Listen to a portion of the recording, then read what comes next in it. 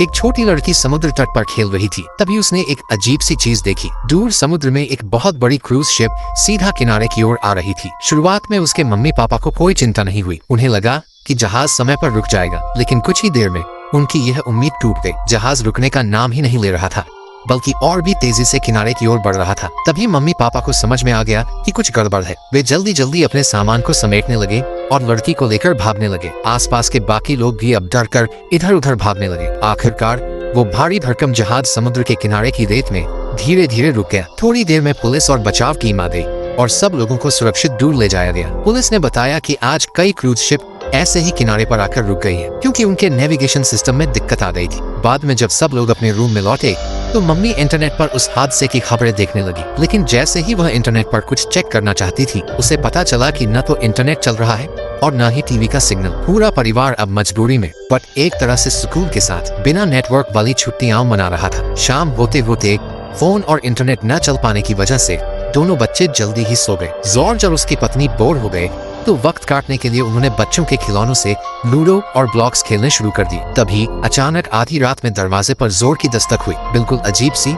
और अचानक जॉर्ज थोड़ा घबरा गया। उसने जल्दी से अपनी सेल्फ डिफेंस वाली छड़ी उठाई और धीरे से दरवाजा खोला। बाहर एक काला आदमी जिसका नाम स्कॉट है और उसकी बेटी खड़ी थी। स्कॉट ने बताया कि वो ही इस घर का मालिक है। उसने कहा कि शहर में बिजली चली गई है और उनके फ्लैट की 80वीं मंजिल तक सीढ़ियां चढ़ना मुश्किल है, इसलिए वो इस गांव वाले मकान में रात बिताने आ गए हैं। जॉर्ज ने सोचा अगर मकान इन्हीं का है तो रुकने में कोई हर्ज नहीं। उसने दरवाजा खोल दिया और उन्हें अंदर आने दिया। लेकिन महिला की शक की निगाहें अब भी शांत नहीं हुई। उसने तुरंत लैपटॉप खोला और बुकिंग वेबसाइट पर चेक करना चाहा कि असली मकान मालिक कौन है, मगर सुबह से अब तक इंटरनेट बंद था। न सिग्नल, न डाटा, कुछ भी नहीं। अब उसके मन में एक डर सा बैठने लगा। अगर ये लोग मकान मालिक नहीं है तो कौन है? स्कॉट ने खुद को असली मालिक साबित करने के लिए एक चाबी निकाली और पास की शराब की अलमारी खोल दी। फिर उसने उसमें से एक पुराना भूरे रंग का लिफाफा निकाला जिसमें वह बुकिंग की रसीद और कुछ नकद पैसे थे। उसने वो लिफाफा जॉर्ज और उसकी पत्नी को देते हुए कहा, ये आपकी रुकने की फीस है, बस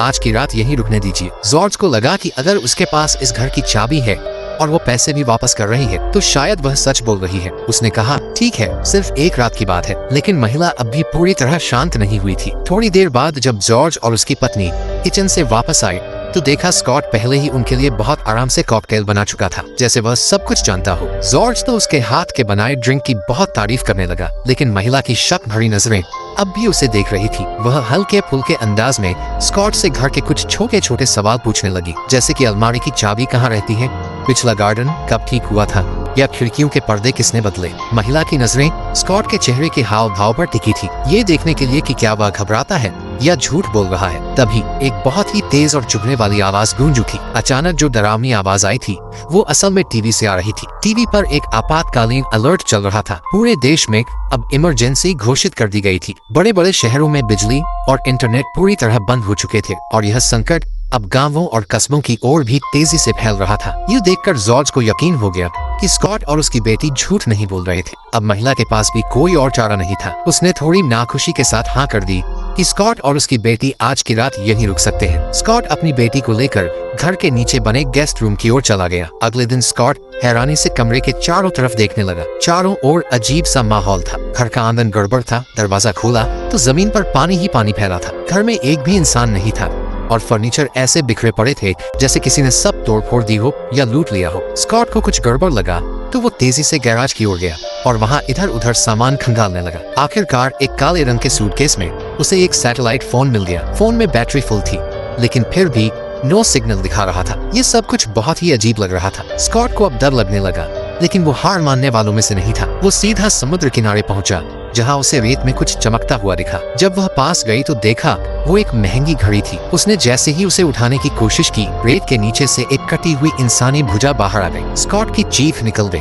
उसने डर से सिर ऊपर उठाया। चारों तरफ उसे हवाई जहाजों के टुकड़े और इंसानों की लाशें दिखने लगी। वह अभी सोच भी नहीं पाया कि ये सब क्या हो रहा है। तभी अचानक आकाश से इंजन की गूंज सुनाई देने लगी। एक और बड़ा पैसेंजर प्लेन सीधा उसी समुद्र तट की तरफ तेजी से गिरता चला आ रहा था। स्कॉट डर के मारे जान बचाकर भागने लगा। उम्मीद बस यही थी कि शायद इस बार वह इस विनाश से बच जाए। उधर जॉर्ज भी अजीब हालातों का सामना कर रहा था। वो कार से पास के कस्बे जाना चाहता था, लेकिन जीपीएस बिल्कुल भी काम नहीं कर रहा था। मजबूरी में उसने गाड़ी सड़क के किनारे रोक दी, लेकिन जब उसने मोबाइल देखा उसमें भी बिल्कुल सिग्नल नहीं था। थोड़ी देर सोचने के बाद जॉर्ज ने फिर से गाड़ी स्टार्ट की और फैसला किया कि किसी स्थानीय व्यक्ति से ही रास्ता पूछ लिया जाए। थोड़ी दूर चलते ही उसे सड़क किनारे एक मोटी आंटी दिखाई दी जो हाथ हिला रही थी। जॉर्ज ने गाड़ी रोकी और वो आंटी दौड़ते हुए उसके पास आई। उसकी आंखों में आंसू थे, वो बहुत घबराई हुई लग रही थी और तेजी से स्पेनिश भाषा में कुछ बोलने लगी जो जॉर्ज को बिल्कुल समझ नहीं आया। दोनों ने इशारों और टूटी फूटी बातों से बहुत कोशिश की लेकिन बात नहीं बन पाई। आखिर में जॉर्ज को मजबूरी में वहाँ से जाना पड़ा। आज दिन भर की घटनाएं इतनी अजीब थी कि उसके दिल में एक डर सा बैठ गया था, मानो कुछ बहुत बड़ा और बुरा होने वाला हो। और तभी सामने एक और डरावना नजारा दिखा। एक हेलीकॉप्टर आसमान में उड़ रहा था और नीचे कुछ लाल रंग का पाउडर बरसा रहा था। हेलीकॉप्टर जैसे जैसे पास आ रहा था, जॉर्ज का डर बढ़ता जा रहा था। वो घबरा गया और तुरंत गाड़ी घुमाकर भागने लगा। उसने एक्सीलेटर पूरा दबा दिया लेकिन हेलीकॉप्टर तो हवा में उड़ रहा था और बहुत तेज था। जॉर्ज ने रियर व्यू मिरर में देखा कि वो लाल चीजें अब गाड़ी के बहुत करीब आ चुकी हैं। वो समझ नहीं पा रहा था कि ये लाल चीजें क्या है, खून, रसायन या कुछ और। लेकिन जब वो चीजें उस पर आकर गिरी तो वो चौंक गया। वो तो कागज के टुकड़े थे, हल्के और उड़ते हुए जैसे कोई पर्चियां हो। जॉर्ज किसी तरह डगमगाते हुए घर वापस लौटा। उसी समय स्कॉट भी घर पहुंच चुका था। दोनों ने एक दूसरे को आज के दिन की सारी भयानक बातें बताई। फिर जॉर्ज ने अपनी जेब से वो लाल कागज का टुकड़ा निकाला जिस पर एक लंबा सांप जैसा चित्र बना हुआ था और पीछे अरबी भाषा में कुछ लिखा था। घर के किसी को भी वो भाषा समझ नहीं आई लेकिन उनका बेटा बोला, ये तो कयामत का निशान है, ये तो मेरी गेम में भी आता है। सभी ने पहले हंसी में लिया लेकिन स्कॉट थोड़ी देर चुप रहा। फिर वो बोला, मुझे लगता है बेटा सही कह रहा है, सब कुछ सच में बहुत अजीब हो रहा है। सभी के चेहरे पर डर और अनिश्चितता साफ दिखाई दे रही थी। शायद दुनिया वाकई किसी बड़ी तबाही की ओर बढ़ रही थी। अब बात और भी डरावनी हो गई थी। जो कुछ भी हो रहा था, जैसे विशाल क्रूज जहाज का किनारे पर फंस जाना, कई हवाई जहाजों का गिरना, मोबाइल और कंप्यूटर का पूरी तरह से काम बंद कर देना, इन सब का कनेक्शन शायद किसी सैटेलाइट सिस्टम से था। अब हालात इतने बिगड़ चुके थे कि जॉर्ज का परिवार डर के मारे अपना सामान समेटकर वहां से जाने की तैयारी करने लगा। स्कॉट ने उन्हें समझाया कि बाहर की स्थिति शायद और भी ज्यादा खतरनाक हो सकती है और अगर चाहें तो वे कुछ दिन और यहीं रह सकते हैं, उसे कोई आपत्ति नहीं है। लेकिन जॉर्ज और उसकी पत्नी का मन अब बिल्कुल नहीं लग रहा था। उन्होंने जिद की कि उन्हें हर हाल में यहाँ से निकलना है। पर जैसे ही उन्होंने कार लेकर हाईवे पर चढ़ने की कोशिश की, पूरा रास्ता जाम था। कई कारें सड़कों पर रुकी पड़ी थीं, हिल तक नहीं रही। महिला गाड़ी से उतरकर पता करने गई लेकिन अजीब बात यह थी कि वहाँ कोई इंसान ही नहीं था। जब उसने ध्यान से देखा तो समझ आया कि वो सारी गाड़ियां नई मॉडल की टेस्ला कारें थी और किसी में भी ड्राइवर नहीं था। इतने में दूर से और भी टेस्ला कारें दौड़ती हुई उसी तरफ आने लगी। महिला को कुछ अनहोनी का आभास हुआ। उसने दौड़कर जॉर्ज को गाड़ी में वापस बैठने को कहा। फिर देखते ही देखते दर्जनों टेस्ला कारें आपस में टकरा गई और हाईवे पूरी तरह से जाम हो गया। जॉर्ज और उसका परिवार भागते हुए किसी तरह टेस्ला कारों के बीच से निकलने की कोशिश कर रहे थे। अजीब बात यह थी कि इन कारों में कोई भी इंसान नहीं बैठा था। उसी वक्त स्कॉट ने घर का दरवाजा खोला और सामने जॉर्ज का परिवार थका मांदा और डरा हुआ वापस लौट आया। अब संपर्क के सारे साधन बंद हो चुके थे। शहर की तरफ जाने का रास्ता भी पूरी तरह बंद था। किसी को नहीं पता था कि शहर के भीतर क्या हो रहा है। जॉर्ज की बेटी बोर होकर स्विमिंग पूल के पास बैठी थी। अचानक उसने देखा कि कुछ हिरण पास ही घूम रहे हैं। वो उत्सुकता से उनके पास गई लेकिन जैसे ही उसने नजरें घुमाई, हजारों की संख्या में हिरण वहां इकट्ठा हो चुके थे। शाम होते होते अचानक कई फ्लेमिंगो पक्षी उड़ते हुए स्विमिंग पूल में आ गए और पानी में अजीब हरकतें करने लगे। सभी लोग हैरान रह गए कि ये जानवर इतनी अजीब तरह से क्यों बर्ताव कर रहे हैं। फिर सभी लोग डर और थकान से उस रात सो गए। अगली सुबह जब लड़का उठा तो उसे मुंह में कुछ अजीब सा लगा। उसने अपनी उंगली से दांत छुआ और वो दांत बिना किसी दर्द के अपने आप निकल गया। जॉर्ज और महिला बुरी तरह घबरा गए। स्कॉट बोला, मुझे लगता है ये सब इलेक्ट्रोमैग्नेटिक रेडिएशन की वजह से हो रहा है। अब सबका दिल डर से कांपने लगा था। कहीं ये सच में दुनिया का अंत तो नहीं? पिछले कुछ दिनों से जो भी अजीब घटनाएं हो रही थीं,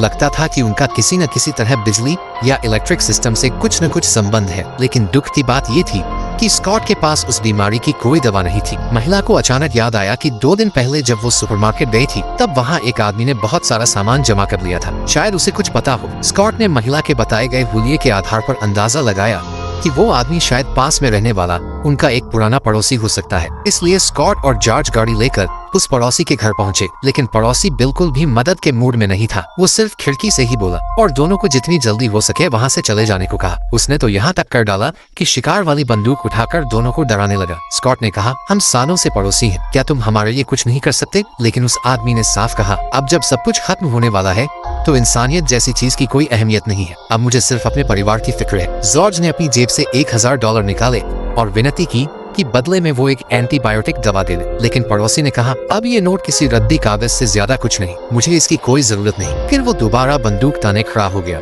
और दोनों को वापस जाने को कहा। उसकी बेरुखी और लालची सोच ने स्कॉट को अंदर तक झकझोर दिया। मजबूरी में स्कॉट ने भी अपनी छुपाई हुई पिस्तौल निकाल ली और दोनों आमने सामने आ गए। ये सब देखकर जॉर्ज डर गया। उसने कहा ये कोई दुनिया का अंत तो नहीं, इतना बड़ा झगड़ा क्यों कर रहे हो? वो बीच में आ गया और गिड़गिड़ाते हुए उस आदमी से बस एक दवा की भीख मांगी। जॉर्ज ने कहा अगर फोन काम कर रहा होता, अगर हम किसी से संपर्क कर पाते तो हम कभी भी तुम्हें परेशान करने नहीं आते। जॉर्ज की आंखों में आंसू थे, उसका चेहरा दुख से भरा हुआ था। उसे देखकर पड़ोसी को अपनी छोटी बेटी की याद आ गई। आखिरकार पड़ोसी मान गया और एक दवा की बोतल दे दी। दवा मिलते ही वे लोग सबसे पहले लड़के को दवा खिलाते हैं, लेकिन जब सब कुछ थोड़ा सामान्य लगने लगा था, स्कॉट के चेहरे पर चिंता साफ झलक रही थी। उसने धीमे स्वर में कहा एक बार मेरी मुलाकात नेशनल सिक्योरिटी डिपार्टमेंट में काम करने वाले एक दोस्त से हुई थी। उसने मुझे एक बहुत बड़ा राज बताया था। उस दोस्त ने बताया था कि सरकार ने एक बार एक गुप्त प्रयोग किया था। उस प्रयोग का मकसद ये देखना था कि अगर किसी देश को पूरी तरह तबाह करना हो तो सबसे तेज और असरदार तरीका क्या हो सकता है। उस प्रयोग को 3 चरणों में बांटा गया था। पहला चरण देश की संपर्क व्यवस्था और ट्रांसपोर्ट सिस्टम को पूरी तरह काट देना, मतलब न इंटरनेट, न मोबाइल, न ट्रैफिक। ऐसे में देश एक गूंगे और बहरे इंसान की तरह हो जाएगा। दूसरा चरण लोगों के बीच अफवाहें और डर फैलाना। कोई साफ दुश्मन नहीं होता, लोग समझ ही नहीं पाते कि डर किससे है, तो वे आपस में ही लड़ने लगते हैं। धीरे धीरे देश की सेना, पुलिस और सुरक्षा तंत्र खुद ही टूटने लगते हैं। तीसरा और आखिरी चरण लोगों के दिल और सोच को तोड़ देना। जब हर कोई सिर्फ खुद की सोचने लगे तो सत्ता पाने की होड़ मच जाती है। सेना वाले तख्ता पलट की कोशिश करते हैं और बाकी लोग बगावत पर उतर आते हैं। देश के अंदर ही गृह युद्ध शुरू हो जाता है। कहीं कोई सरकार नहीं, कोई नियम नहीं, बस अराजकता और खून खराबा। स्कॉट ने कहा अब जो हमारे साथ हो रहा है वो बिल्कुल वैसा ही है। शायद वही प्रयोग अब असली दुनिया में शुरू हो गया है। ये सुनकर गाड़ी के अंदर सन्नाटा छा गया। उनकी आंखों में डर और दिलों में भारीपन था। उधर दूसरी तरफ महिला और स्कॉट की बेटी ने दूर शहर के उस पार एक भयानक नजारा देखा। आसमान में एक बड़ी सी मशरूम जैसी आग की लपट उठ रही थी। वो थी परमाणु बम जैसी विस्फोट की निशानी। अब तो ये साफ हो गया था कि शहर के बीचों बीच सब कुछ तबाह हो चुका है। कोई नहीं जानता वहाँ क्या हो रहा है, लेकिन अब एक बड़ी जंग शुरू हो चुकी है। जैसे उस गुप्त प्रयोग में बताया गया था, अब किसी देश का अंत सच में शुरू हो चुका था। तो असल में फिल्म कहना क्या चाहती है? इस फिल्म का अंत जानबूझकर अधूरा छोड़ा गया है। यह फिल्म क्यों पर नहीं, कैसे पर है। कैसे लोग रिएक्ट करते हैं जब सिस्टम फेल हो जाते हैं। कैसे डर, अलगाव और शक समाज को अंदर से तोड़ देते हैं। फिल्म का सबसे बड़ा डर यह नहीं है कि कुछ हो रहा है, बल्कि यह है कि हमें नहीं पता क्या हो रहा है। अगर आपको ये कहानी दिल दहला देने वाली लगी तो वीडियो को लाइक जरूर करें। क्या सच में ऐसा भविष्य मुमकिन है? अपनी राय कमेंट में जरूर बताएं और ऐसी ही रोमांचक और रहस्यमयी कहानियों के लिए चैनल को सब्सक्राइब करें। बेल आइकन दबाना न भूलें, क्योंकि अगली कहानी और भी रोमांचक होगी।